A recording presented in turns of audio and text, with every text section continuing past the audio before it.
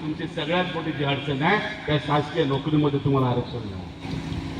पण ती जी संख्या 27% आहे ती खूप कमी आहे.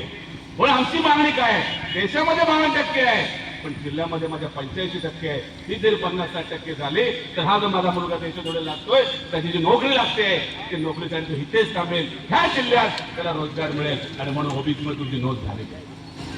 आज तुमच्याकडे नोकऱ्या निघतात हो, किती ओबीसीना माहिती आहे नोकऱ्या निघतात त्या? आमच्या नोकऱ्या आम्ही इथे भाषा करायला बोलतो 1200 नोकऱ्या. 1400 मुलं जेव्हा गेल्या टायमाला आम्ही आझाद मैदानाला मोर्चा केला 1400 शिक्षकांची भरती निघाली. निकम सर बरोबर आहे. 1400 मुलं रत्नागिरी जिल्ह्यामध्ये भरती निघाली. किती या जिल्ह्यातली ओबीसी पोरं कामाला लागली तर मोजून फक्त 4.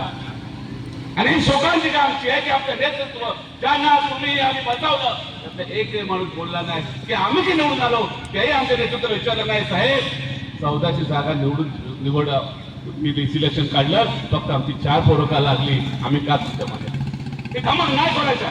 तो घाबरतो, घाबरला जातं. परवाचीच गोष्ट सांगताय किती भयानक बघा. पेरणायचं आहे याच्यावर लक्ष टाकायला लागेल. तुझ्या बांधवांना ओबीसी बांधवांना लोकांनी देशोधडीला लाल